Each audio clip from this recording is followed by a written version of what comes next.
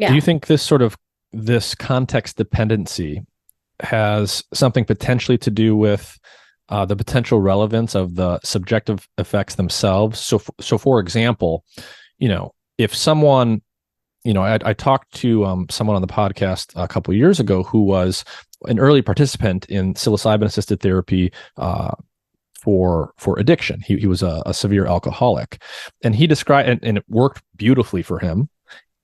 That's great. And then he also described that the specific content of his experience was very, very much related to his addiction. He saw an alcohol bottle breaking and turning into sand and turning into dust, and he interpreted that to mean that his alcoholism was leaving him. And, one reaction to that could be like, that's just a side effect. It's great. That's a wonderful experience. But another way to think about that is, if you're having that kind of experience as an alcoholic versus a trip where none of the content has anything to do with your alcoholism, that represents a different set of circuits being engaged in a different kind of way when you have the one experience versus the other. And so, do you think there's something there? Yeah, for sure. I mean, I think that basically, we did do an experiment in the paper that just came out, where we looked at whether or not the psychedelics seem to be having, a direct effect on addiction-like behaviors using all of the sort of typical neuroscience. I come from an addiction lab, and we looked at, does it change the reward value? That would be the prediction. Like, it changes the reward value, drug of abuse no longer addictive, in the sort of classically defined dopamine reward value type of way. And it didn't. The psychedelics had no effect on those things. Instead, what we think is happening, and this is very much in line with the patient narratives, is that it's not changing the reward value of the drug itself. Going back to that prefrontal cortex, part of the mesocortical limbic reward circuit, what we think is that it's changing the narrative a person has, like, and enables them to write a different narrative around the why they're using the drug and what need they're trying to solve or problem they're trying to solve by using the drug. So the epiphanies that people describe are not like suddenly I lost my taste for nicotine, the way that people describe when they take Zyban or, one of these other drug, like sort of drug addiction type of typical drugs.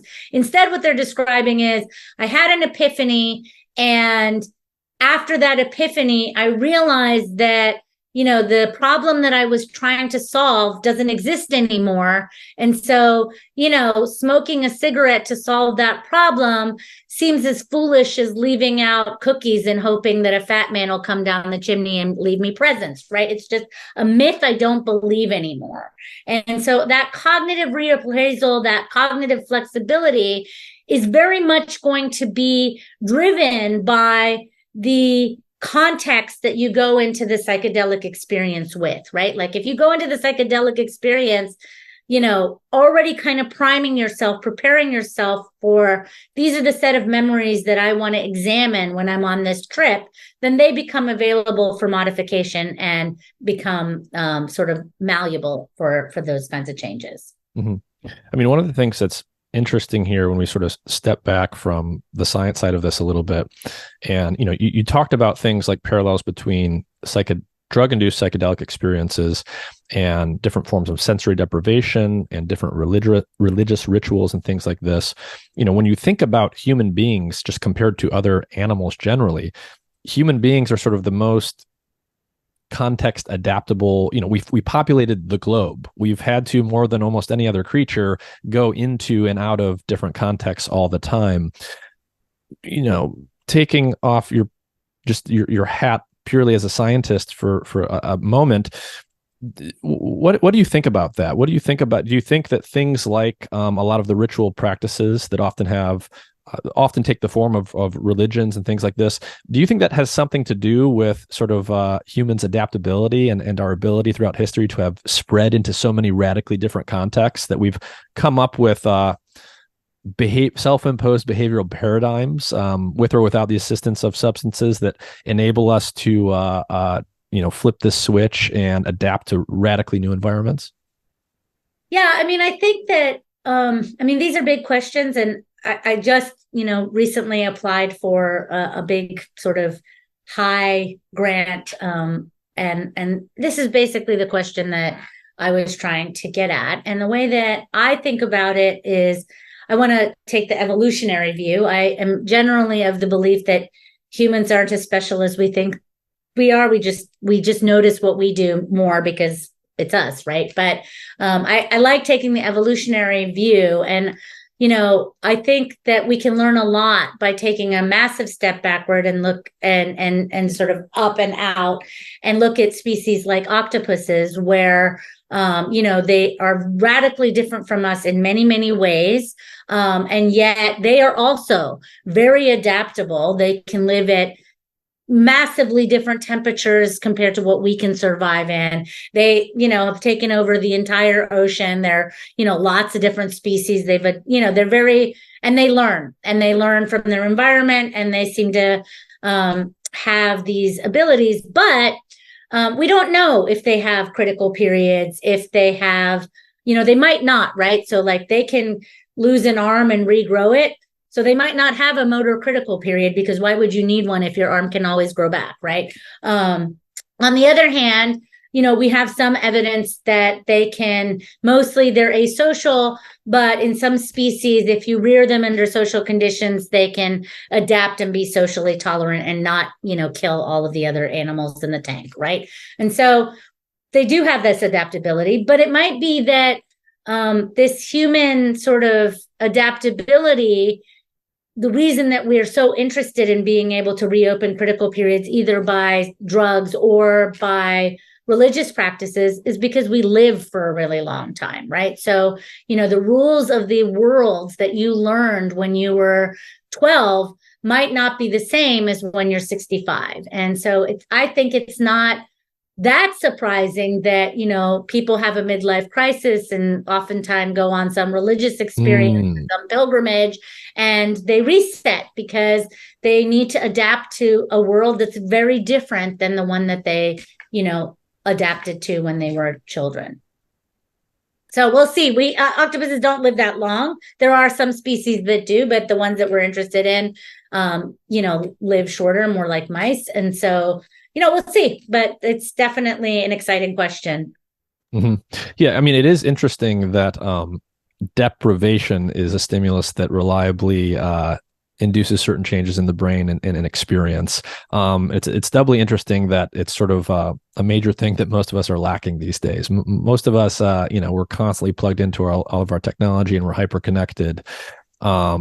And it's interesting that deprivation is it seems to be capable, at least in certain contexts, of mimicking some of the pharmacological effects that we're talking about here.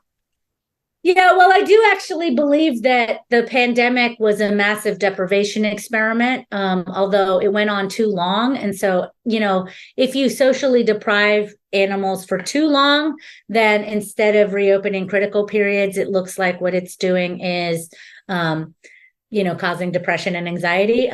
So like the duration matters, right? But it's just become the new thing. But I think for some people, early on in the pandemic, when we were socially depriving before we had kind of tipped over into too long, and now it's, pathological, that people did have that kind of experience of, whoa, the world is so weird. And it's true that we are much more plugged in many ways. And, it'd be interesting to do some sort of epidemiological study to look across cultures and, different illness conditions. I mean, I suspect that this happens to one degree or another more commonly than we are really aware of, depending on what your circumstances are.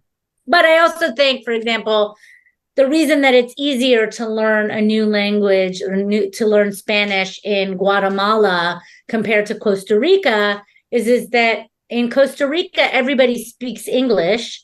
So even though you're surrounded by Spanish, you're not deprived of English first. Whereas in Guatemala, you have the English deprivation, combined with the Spanish immersion. And then I think you're in that open state, which makes it easier to learn Spanish. I see. Yeah, that makes a lot of sense. One of the things that you pointed out earlier is, one of the reasons why this is so exciting, these kinds of results with psychedelics, is it really does seem like we could be on the cusp of seriously being able to talk about curing certain psychiatric diseases rather than just treating some of the symptoms that some of them have. And you made some comments around, our tendency to medicalize, everything that we see and just sort of paper over symptoms.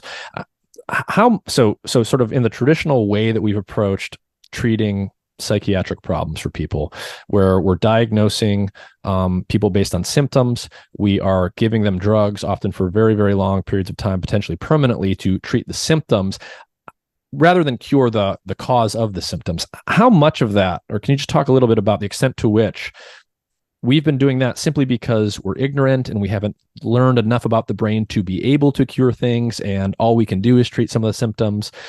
And to what extent is that due to the sort of,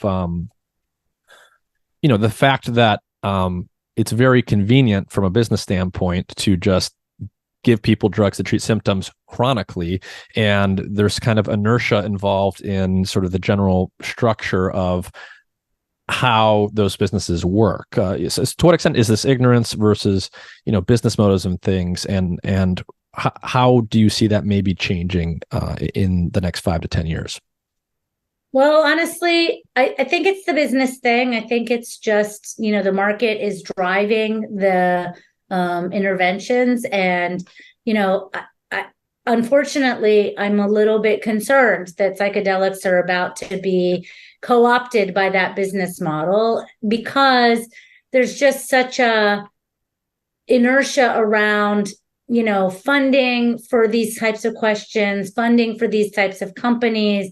It's hard to convince venture capitalists that they need to, invest in something that there might not be a back end on, because, the people will just be cured, and that the best molecules are the ones that humans have been using for thousands of years, right? It's just, there's a lot of momentum financially, and these clinical trials are expensive. It costs $200 million to run a, well, double-blind, placebo-controlled, large scale clinical trial, right? So it's expensive. And so I think that's where the momentum is coming. And I fear that,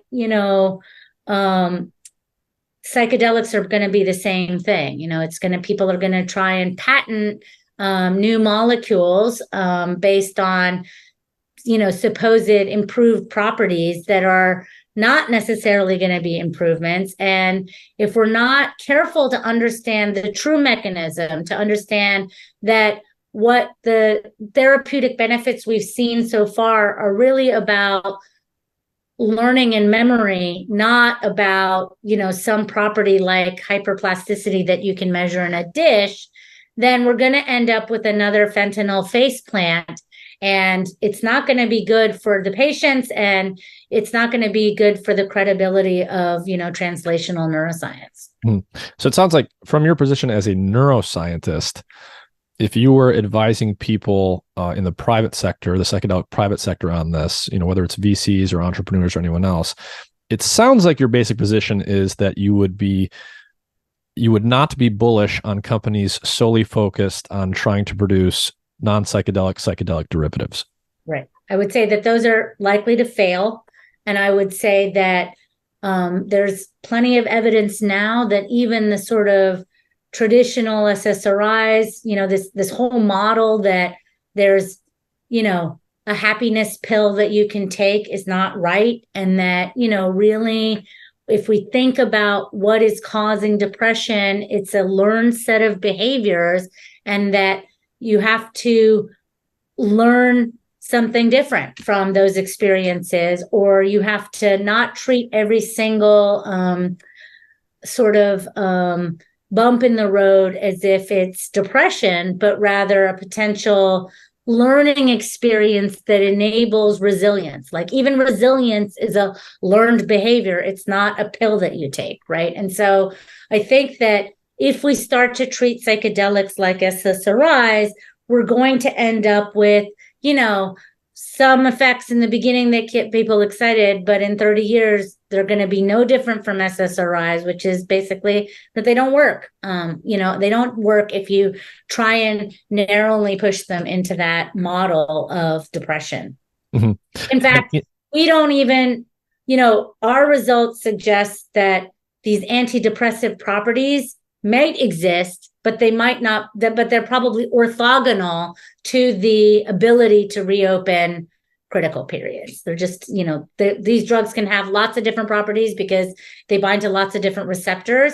And so even if you believe that depression is a property that you could target pharmacologically, it's not clear to me that psychedelics are antidepressants in that way, or that's at all the same thing as this context dependent, right? So that's the key, right? Like all of these other properties that people are describing, anxiolytic property, anti-inflammatory property, anti-nociceptive property, these are properties that seem to exist independent of the context. But the critical period reopening property is context dependent, just like these durable therapeutic effects are context dependent, right? If you compare the clinical trials that, MAPS did, where they really focused on the psychotherapeutic context, then you got these massive results and, sort of cured for life type of results from these patients for PTSD with MDMA assisted psychotherapy.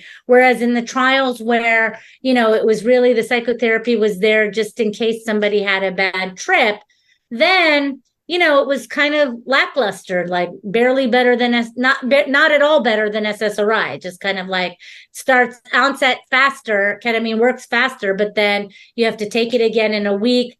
Psilocybin, not better than SSRIs in terms of efficacy. You just didn't get the same wow effects that you got with MDMA assisted psychotherapy. And to me, the difference between those trials is not the drug, it's the emphasis of context. And so antidepressant properties are not context dependent, but critical period reopening is context dependent.